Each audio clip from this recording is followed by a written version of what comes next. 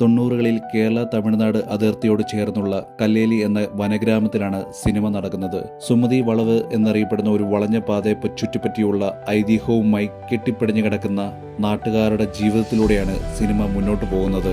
അമാനുഷിക ശക്തി നേടാനായി പണ്ടുകാലത്ത് ഗ്രാമവാസികൾ ആഭിചാരക്കൊലയുടെ ഭാഗമായി ചുട്ടുകൊന്ന സുമതി എന്ന സ്ത്രീയുടെ ആത്മാവ് അവിടെ കുടികൊള്ളുന്നു എന്ന് വിശ്വസിക്കപ്പെടുന്നു. ഈ സ്ത്രീയുടെ പ്രേതം അവിടെയുള്ളതുകൊണ്ട് രാത്രിയിൽ ആരെയും ആ വഴി കടത്തിവിടില്ലെന്നും അവർ വിശ്വസിക്കുന്നു. എന്നാൽ ആ വഴിയിലൂടെ സുരക്ഷിതമായി കടന്നുപോയ അപ്പുവിന്റെ ജീവിതത്തിൽ ഉണ്ടാകുന്ന പ്രശ്നങ്ങളാണ് സുമതി വളവ് എന്ന സിനിമയിൽ നാം കാണുന്നത്.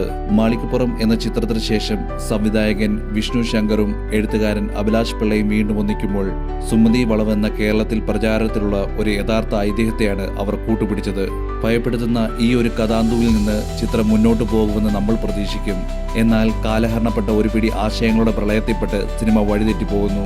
ഓർത്തിരിക്കാൻ പറ്റിയ പാട്ടുകളില്ലെങ്കിലും ചില രംഗത്തിനുള്ള പശ്ചാത്തല സംഗീതം അതിനെ വളരെ മികച്ചതാക്കുന്നു. അർജുൻ അശോകൻ, ബാലു വർഗീസ്, സിദ്ധാർത്ഥ് ഭരതൻ എന്നിവരുൾപ്പെടെ തരക്കേടില്ലാത്ത പ്രകടനം കാഴ്ചവെച്ചിട്ടുണ്ട്. പ്രണയം, കാണാതായ വ്യക്തിയെക്കുറിച്ചുള്ള അന്വേഷണം, അഴിമതിക്കാരായ പോലീസ്, പ്രേതത്തെ കണ്ടെന്നുള്ള വാർത്തകൾ, ജോലിസ്ഥലത്തെ പീഡനം, സ്കൂൾ ജീവിതത്തിലെ തമാശകൾ എന്നിങ്ങനെ പലതും ഇതിൽ കുത്തിനിറച്ചിരിക്കുന്നു. പതിയെ ഹൊറർ എന്നത് കുടുംബ കലഹങ്ങളുടെയും നാട്ടിൻപുറത്തെയും പ്രശ്നങ്ങൾ മാത്രമായി ഒതുങ്ങുന്നു. സിനിമയുടെ പേര് സുമതി വളവ്, എന്നാൽ ഭൂരിഭാഗവും അതിനെക്കുറിച്ചല്ലാതെ ഇതുപോലുള്ള മറ്റു കാര്യങ്ങളെക്കുറിച്ച് സംസാരിക്കുന്നതിനാൽ പ്രേതമായ സുമതിയെ അവഗണിക്കുന്നു. ഒടുവിൽ എല്ലാ കഥകളെയും ഒരുമിച്ച് കൊണ്ടുവരാനായി സിനിമ ഒരു ട്വിസ്റ്റ് അവതരിപ്പിക്കുമ്പോൾ അതൊരു സ്വാഭാവികമായ പരിസമാപ്തിയേക്കാൾ ഒരു കടമ നിർവഹിച്ചതുപോലെ തോന്നും.